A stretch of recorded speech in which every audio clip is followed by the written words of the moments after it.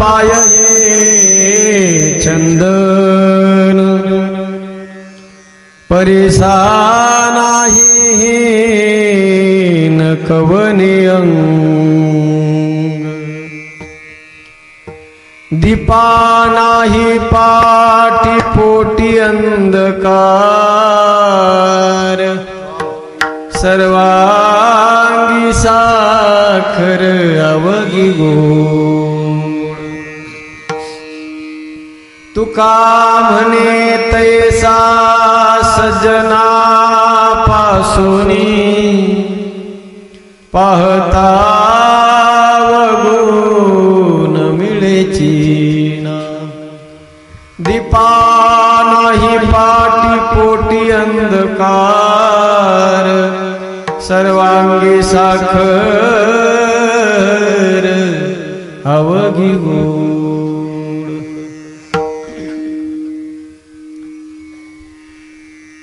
लोकाभिरामं रणरंगधीरं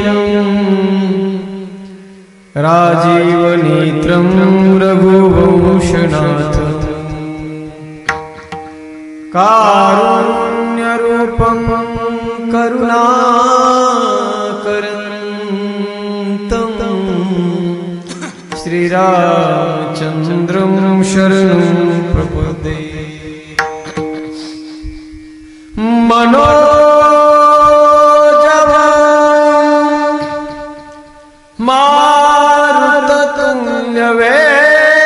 मारुततुल्यवेगं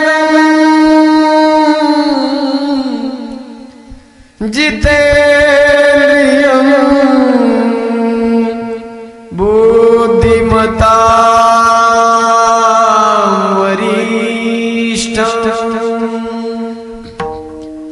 वातात्मजं वानरयूथमुख्यं श्रीरामदूतं शरणं प्रपद्ये मंगलभवन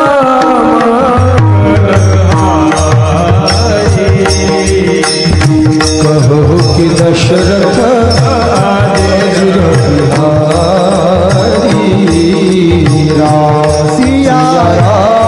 सिया राम जय जय राम सिया राम जय जय राम मंगल भवन द्रवहु दशरथ अजिरग्रहारी मंगल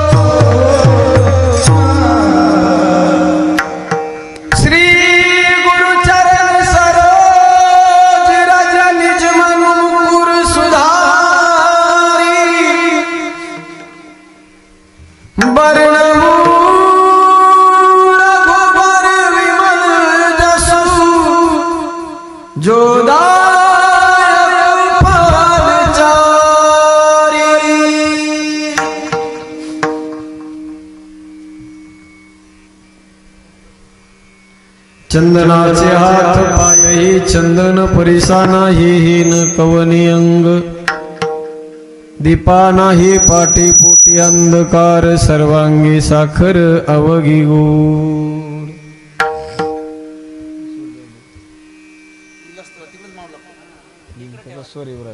ब्रह्मांड नायक करतुम अकर्तुम अन्यथा करतुम परात्पर परमात्म्याच्या सेवेकरता गायला गेलेला अभंग महान भगवत भक्त वैराग्याचे मूर्तिमंत पुतळे देहुनिवासी ज्ञानेश प्रिय श्रीमंत संत जगद्गुरु तुकोबाराय यांचा अत्यंत सुंदर गोड असा अभंग असून प्रस्तुत अभंगाच्या माध्यमातून श्री तुकोबाराय साधूचं जीवन संतांचं जीवन नाम सज्जनाचं जीवन आपल्या समोर मांडतायत. कोणाला म्हणावं साधू कोणाला म्हणावं संत कोण असतात सज्जन माणसं काय ओळख आहे त्यांची अनेक प्रकारच्या उपमा देऊन तुकोबारायांनी या अभंगाच्या माध्यमातून संत जीवन आपल्या समोर मांडलंय. विठ्ठला विठ्ठला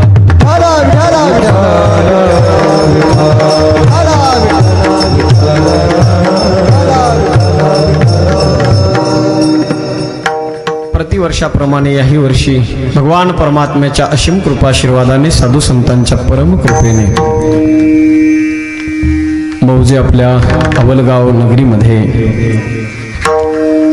अत्यंत सुंदर अत्यंत भव्य आणि दिव्य स्वरूपामध्ये मंगलमय या वातावरणामध्ये चालू असलेला दिव्य आणि भव्य अखंड हरिनाम सप्ताह याही वर्षी अतिशय आनंदामध्ये हा ज्ञानयज्ञ संपन्न होत असताना तृतीय दिवसाची वाङ्मयीन सेवा आपल्या गावचं भूषण महाराष्ट्राचा बुलंद आवाज महाराष्ट्रातील ख्यातनाम मृदंग वादक मृदंग मार्तंड माझे परमस्नेही अभिन्न हृदयी परमादरणीय हरिभक्त परायण आपल्या गावचं वैभव असलेले हरिभक्त परायण आदरणीय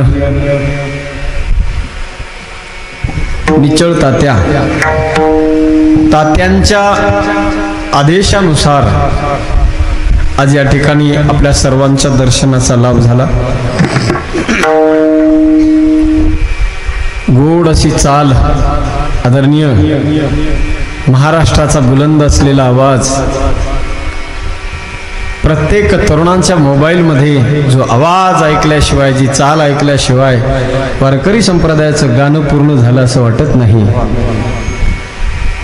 असे आदरणीय माझे परमस्नेही जीवाचे जीवलग माझे हरिभक्त परायण श्री किशोरजी महाराज दिवटे आणि त्यांना गोड अशी साथ ज्यांनी केली माझे परम मित्र परमस्नेही हरिभक्त परायण ज्यांचं ताकदीचं गाणं आहे हरिभक्त परायण वाल्मिकजी महाराज नलावडे जोरदार टाळ्या वाजवायच्या त्यांच्यासाठी सगळ्यांनी आणि अत्यंत तितक्याच तोला मोलाचं वादनाची साथ ज्यांनी केली आदरणीय स्वतः इकडे तात्या आणि इकडे आदरणीय आपल्या गावचं भूषण वैभव गणेशजी महाराज एकाहुनी बळी रे अत्यंत सुंदर मैफिल या ठिकाणी तात्यांनी तयार केलेली आहे.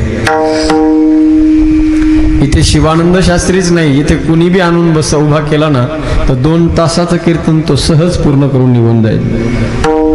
माहोल एवढा सुंदर क्रिएट केलेला आहे. ऐकणारे तुम्ही सर्व रसिक श्रोते भक्तिमती माता सुद्धा प्रचंड संख्येने या ठिकाणी उपस्थित आहेत. सुंदर गोड अशी साऊंड सिस्टम आहे.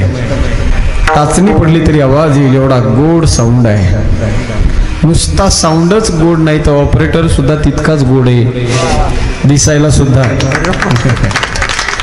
ऐकणारे तुम्ही सर्व रसिक श्रोते आहात. यूट्यूब चॅनलच्या माध्यमातून भक्तिनाद या चॅनलच्या माध्यमातून हे टेलिकास्ट होत आहे. तुम्हाला सुद्धा मनस्वी धन्यवाद. सर्व टाळकरी मंडळी महाराज मंडळी सर्व साधू संतांच्या चरणावरती विनम्र भावे वंदन करतो कीर्तन सेवेकडे वळतो. विठ्ठला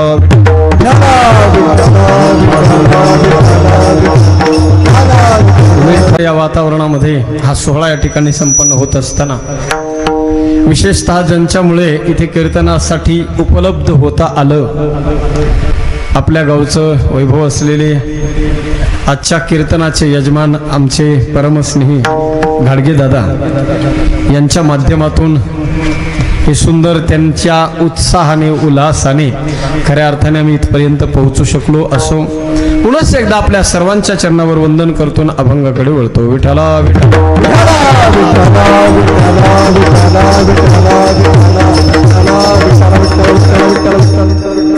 अभंग श्री तुकोबारायांचा अत्यंत सुंदर गोड असा अभंग आहे माय बाप. प्रस्तुत अभंगाच्या माध्यमातून श्री तुकोबाराय साधूचं जीवन, संतांचं जीवन, नाम सज्जनाचं जीवन आपल्या समोर मांडतायत. जरा लक्ष देऊन ऐका. कोणाला म्हणावं साधू, कोणाला म्हणावं संत, कोण असतात सज्जन माणसे या जगामध्ये? कसं ओळखायचं आम्ही त्या सज्जनाला? काय ओळख आहे त्या सज्जनाची, त्या संतांची काय ओळख आहे? माझ्या तुकोबाराने अनेक प्रकारच्या उपमा दिल्या. उपमा देत असताना तुकोबारा म्हणतात त्या साधूचं, त्या संतांचं, त्या सज्जनाचं जीवन चंदनाप्रमाणे आहे. लक्ष द्या माझ्याकडे. चंदनाची उपमा का दिली त्याचं कारण आहे सज्जना हो. तुकोबारा म्हणतात सर्व अंग त्या चंदनासारखं त्या संतांचं आहे.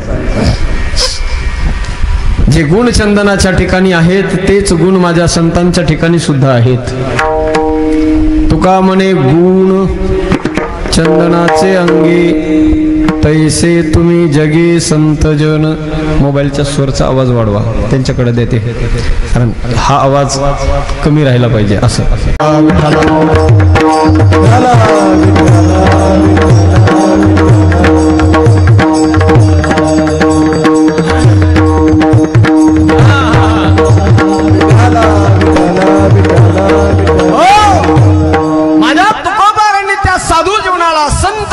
चंदनाची उपमा दिली आहे. चंदन कोणतं चंदन, त्याचं कारण आहे सज्जना हो. चंदनाची उपमा का दिली? तुकोबारा म्हणतात त्या चंदनाच्या ठिकाणी विशिष्ट अशा स्वरूपाचे काही गुण आहेत. जे गुण चंदनाच्या ठिकाणी तेच साधूच्या ठिकाणी आहेत.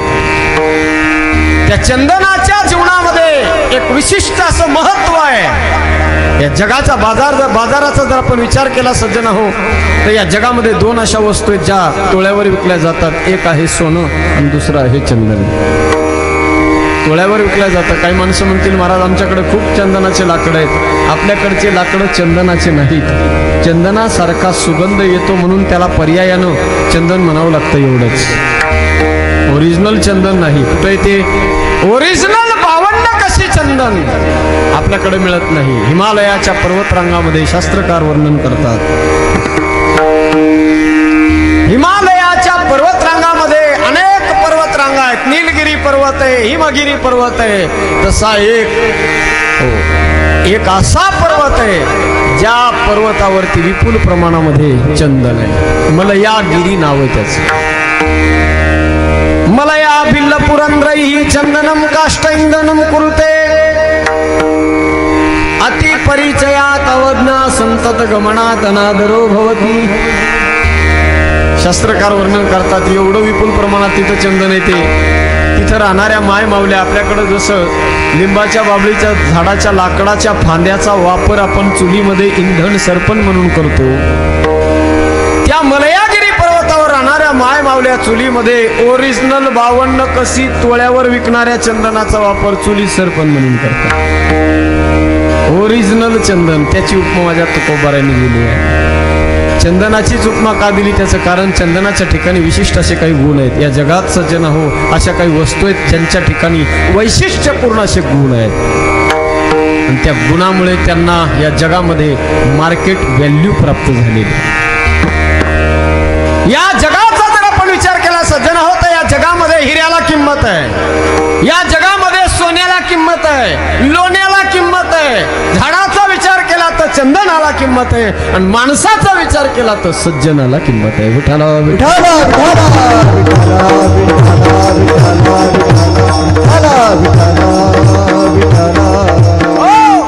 मग या सगळ्या वस्तूंना या जगाच्या मार्केटमध्ये किंमत आहे. या सगळ्या वस्तूंनी आपली आपली किंमत स्वतःच वाढवली का नाही?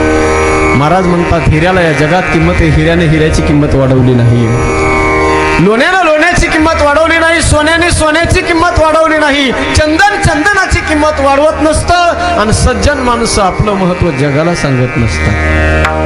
कुणी वाढवले यांचं महत्व? हिऱ्याची किंमत वाढवण्याचं काम गारांनी केलं, लोण्याचं महत्व वाढवण्याचं काम टाकानं केलं.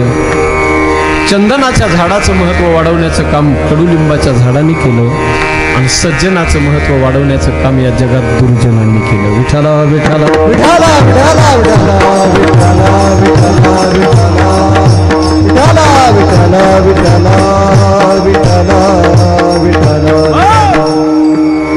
हे मी स्वतः नाही म्हणत, स्वतः संतांचे अनुभव आहेत. स्वानुभवाच्या वचनानुसार संत बोलतात, अरे आमचं आज आम्हा संतांना, आज आमच्यासारख्या साधूंना या जगामध्ये सन्मान मिळतो. संतांचं जीवन वंदनीय झालंय, पूजनीय झालंय. संतांची लोक पूजा करतात, वंदन करतात त्या संत जीवनाला पाहून. कुणामुळे महत्व मिळालं? संतांना जर विचारलं तर ते संत म्हणतात, आमच्यावर उपकार, आमच्या स्वकर्तृत्वाने आम्ही मोठे नाही झालो, आमच्यावर उपकार आहेत त्या दुर्जनांचे. जर त्या जगामध्ये दुर्जन नसते, वाईट माणसं नसते, तर आम्हाला महत्व आलं नसतं. म्हणून अशी दुर्जन माणसं तुकोबाराय म्हणतात या जगात असलेच पाहिजे. असो खलाईसे फारा आबा तयाचे उपकार, आबा तयाचे उपकार, तयाचे उपकार. असो खलाईसे फारा तयाचे उपकार, आबा तयाचे उपकार, तयाचे उपकार. असो खलाईसे फारा आबा तयाचे उपकार. दुर्जन माणसं या जगात असले पाहिजे. आमच्या संतांवर, आमच्यासारख्या साधूंवर त्याचे उपकार आहेत. महाराज काय उपकार केले तुमच्यावर त्या दुर्जनांनी? महाराज म्हणतात, काय वर्णन करावं. एखाद्या शिष्याला सांगितलं, तात्या जरा कपडे धुवून आणतो, म्हणतो साबण पाहिजे, साधी व्हील नाही चालत, सर्फ एक्सेल पाहिजे. धोब्याला सांगितलं, दादा जरा कपडे इस्त्री करून आणा, प्रेस करून आणा, तो म्हणतो महाराज पैसे पाहिजे, चार्ज लागेल. पण माझ्या संतांनी सांगावं, अरे ही दुर्जन माणसं, संत म्हणतात आमचे पाप रूपी कपडे फ्री ऑफ चार्ज मध्ये धुवून देतात. मोल न घेता साबणे करती पातकाची धुनी, मोल न घेता साबणे, मोल न घेता साबणे, मोल न घेता साबणे. करती पातकाची धुनी, मोल न घेता साबणे, मोल न घेता साबणे, मोल न घेता महापुरुषी कपडे आमचे फ्री ऑफ चार्ज मध्ये धुवून देण्याचं काम ते दुर्जन माणसं करतात. म्हणून संत म्हणतात तसे दुर्जन असले पाहिजे. निंदकाचे घर असावे शेजारी. निंदक माणसं असले पाहिजे, दुर्जन माणसं या जगात असले पाहिजे. अहो माझे संत म्हणतात, तुकोबाराय म्हणतात, असा दुर्जन जर आपल्या संगतीमध्ये आला, जर एखाद्या अशा दुर्जनाची आपली भेट झाली तर त्याचा तिरस्कार करू नका, त्याची अवहेलना करू नका. हो, त्याला उलट आनंदानं, प्रेमानं त्याला घरी आणा, आनंदानं जेवू घाला आणि प्रेमानं त्याला सन्मानानं वाट लावा. तुका म्हणे त्याचा प्रीती आदर करा साचा. आदराची वागणूक देण्यासाठी सांगतात माझे संत त्या दुर्जनांना. अहो संतांनीच नाही, शास्त्राने सुद्धा वंदन केलं त्या दुर्जनांना. सज्जनांना वंदन शास्त्राने नंतर केलं, पहिलं वंदन कोणाला केलंय? दुर्जनाला. दुर्जनम प्रथमम वंदी सज्जनम तदनंतरम.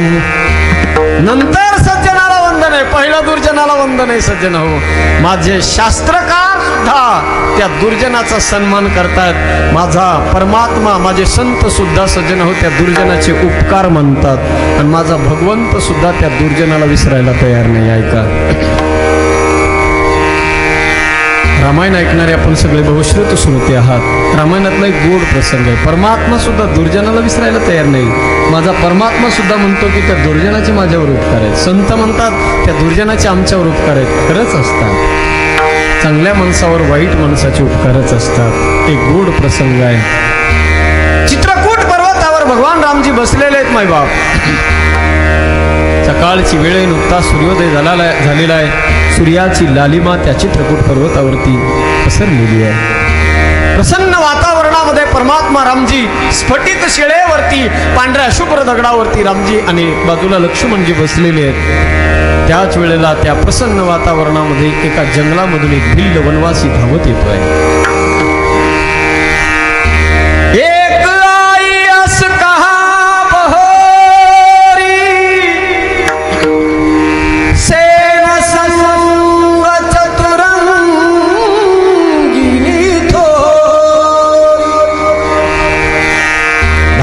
तो भिल्ल सज्जन होऊन जसा आला तसा परमात्म्याला सांगू लागला, प्रभु प्रभु आपको मिलने के लिए अवधवासी लोग आ रहे हैं प्रभु.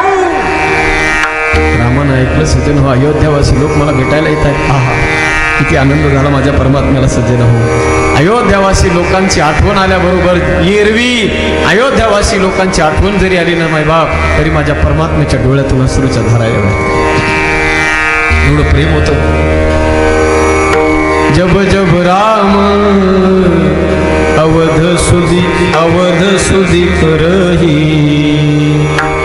बारी विलोचन लोचन भरही. अयोध्यावासी लोकांची आठवण आली की माझ्या परमात्म्याच्या डोळ्यातून पाणी यावं सज्जन हो. आणि आज प्रत्यक्षात ते लोक मला भेटायला येत आहेत. आज 12 वर्षानंतर ते लोक मला भेटायला येत आहेत. एवढा आनंद झाला माझ्या परमात्म्याला सज्जन हो. अहो तो भिल्ल जातो ना जातो तो पुन्हा आणखी एक धावत आला. प्रभु प्रभु आपको मिलने के लिए केवल अवधवासी लोग नहीं, आपकी तीनों माताएं आपको मिलने के लिए आ रही है प्रभु. और आपके प्राण प्रिय श्री भरत महाराज आपको मिलने के लिए आ रहे हैं. माझा प्राण सखा भरत मला भेटायला येतोय. एवढा आनंद झाला मायबाप माझ्या परमात्म्याला. पटकन परमात्मा उठले, त्या पांढऱ्या शुभ्र शिळेवरून खाली उडी मारली आणि ज्या दिशेनं लोक येतात त्या दिशेनं रामजी पळू लागली. लोक पाहतायत, परमात्मा आपल्याकडे धावतोय. प्रत्येकाने मनोमन अंदाज लावायला सुरुवात केली. प्रत्येक जण मनोमन अंदाज लावू लागला. आता आल्याबरोबर सगळ्यात पहिलं भगवान रामजी येऊन आपल्या जन्मदात्या कौशल्या मातेला कडकडून भेटते. जसं परमात्मा आले सज्जन आल्याबरोबर कौशल्या मातेकडे नाही वळाले. ज्या कैकेयीने 14 वर्ष वनवास दिला त्या कैकेयीकडे वळतायत. कैकेयीच्या दिशेने रामजी वळाले आणि त्या कैकेयीच्या जवळ जाऊन ज्या वेळेला त्या कैकेयीच्या चरणावरती आपलं मस्तक परमात्मा खाली टेकवणार आहे, तिचं दर्शन घेण्यासाठी म्हणून रामजी खाली वाकले. त्याच वेळेला बाजूने आवाज आला, नाही भैया भैया इस पापी का पैरों को तुम मत छुओ भैया, तुम्हें पाप लगेगा. ये रघुकुल का नाश करने वाली है, ये कलंकिनी है, ये सर्पिनी है भैया, इस पापिनी के पैरों को तुम मत छुओ. रामानं पाठीमागे वळून पाहिलं.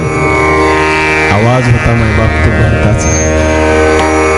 रामजी म्हणतात, अरे नहीं भरत, तू कहता है ये पापिनी है, ये सर्पिनी है, रघुकुल का नाश करने वाली है. अरे नहीं भरत, ये तो मेरी माँ है. माँ, अरे भरत, ये केवल इस राम की माँ नहीं है, ये राम की जननी है. अरे ये केवल राम की जननी नहीं है, संबंध रामायण को जन्म देने वाली पूरे रामायण की ये जननी है. अरे जर भरत, आई आपण कोणालाही म्हणू शकतो, दिवटे महाराज कोणत्याही परस्त्रीला आई म्हणू शकतो, पण जननी कोणालाही म्हणता येत नाही. जिने जन्म दिला तिलाच जननी म्हणण्याचा अधिकार आहे.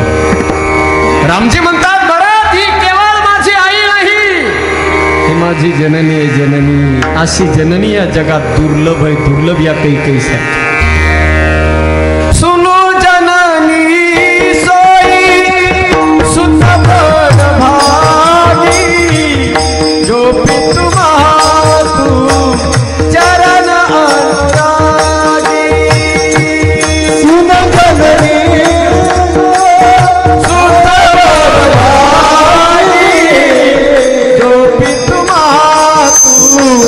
चरण अनुरागी.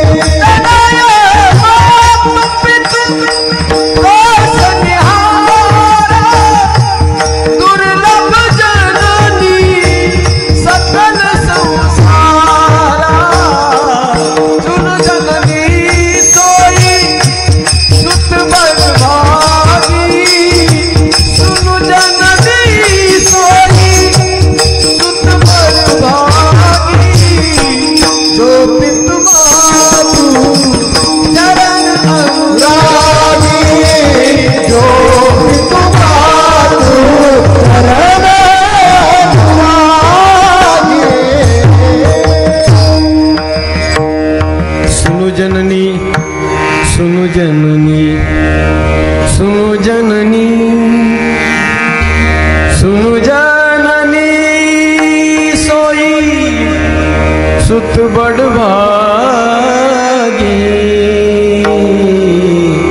जो पितु मातु चरण अनुरागी।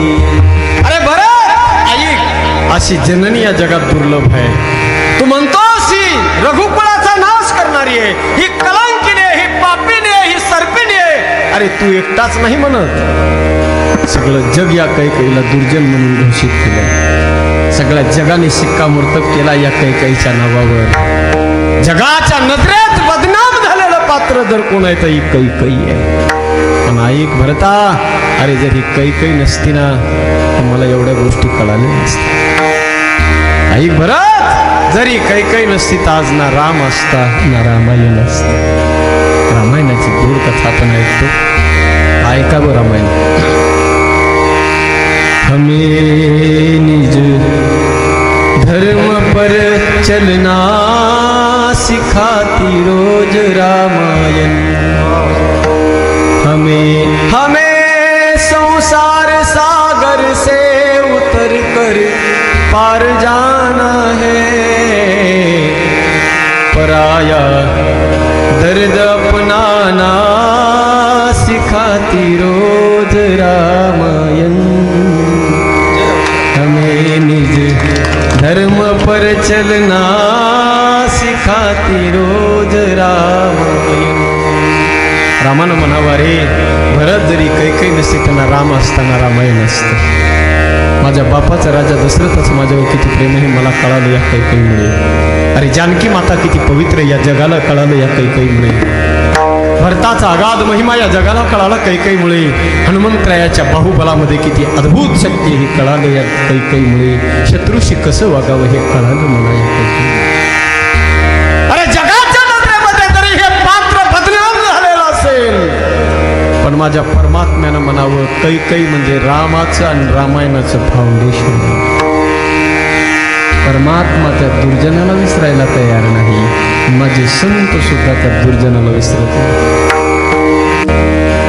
जर सज्जना होत्या काळामध्ये माझा जगद्गुरु तुकोबारायाच्या अभंगाच्या वह्या दगडासहित इंद्रायणीच्या डोहामध्ये नेऊन बुडवल्या नसत्या तर नसतं कळालं या जगाला मायबाप। अहो नसतं कळालं या जगाला की माझ्या जगद्गुरु तुकोबारायाचा अलौकिक आविष्कार या जगाला कळाला नसता।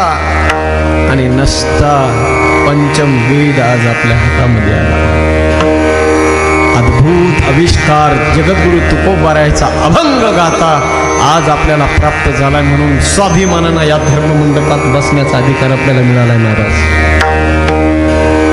नाही तर त्या काळात जुना काळ थोडासा आठवला तर पहा, आपल्यासारख्या सर्वसामान्य माणसाला ग्रंथाला स्पर्श करण्याची सुद्धा मुभा नव्हती त्या काळात। क्रांतिकारी संत होऊन गेले माझे तुकोबाराय। भयंकर त्रास झाला, भयंकर त्रास झाला तुकोबारायनं आपला काळ गाथा पंचम वेद आहे हे सिद्ध करण्यासाठी। पण तुकोबाराय डगमगले नाही, उलट माझ्या तुकोबारायांनी धन्यवाद व्यक्त केले। अहो माझ्या प्रत्येक संतांच्या जीवनामध्ये लोकांनी त्रास दिलाय। दुर्जनांनी त्रास जर दिला नसता, त्या वाईट लोकांनी जर त्या संतांना त्या काळामध्ये छेडण्याचं काम केलं नसतं तर आज माझ्या ज्ञानोबारायांचं सुद्धा अलौकिक आविष्कार या जगाला कळाला नसतं कळालं या जगाला की माझे ज्ञानोबाराय सज्जन हो निर्जीव असलेली भिंत चालू शकतात म्हणून। नसतं कळालं या जगाला की माझ्या ज्ञानोबारायचा अलौकिक आविष्कार रेड्याच्या मुखातून वेद बोलल्या जाऊ शकतो। नसतं कळालं या जगाला सज्जन हो की माझ्या ज्ञानोबारायच्या पाठीवर सुद्धा मांडे बांधल्या जाऊ शकतात। जर त्या काळामध्ये त्या दुर्जन लोकांनी त्रास नसताना दिला मायबाप तर माझ्या ज्ञानोबारायांचा अलौकिक आविष्कार या जगाला नसता कळाला। ज्या वेळेला माझ्या ज्ञानोबारायांना मांडे खाण्याची इच्छा होते ना सज्जन हो, मायबाप देहांत प्रायश्चित्त घेऊन निघून गेले, बराच काळ निघून गेला, ज्ञानोबारायांना मांडे खाण्याची इच्छा निर्माण झाली। कोणाला म्हणावं? आई होती तोपर्यंत आई जवळ अधिकार होता। आईला म्हटल्याबरोबर आई मांडे तयार करून द्यायची। पण आज आई नाहीये, 5 वर्षाची बहीण आहे मुक्ताई।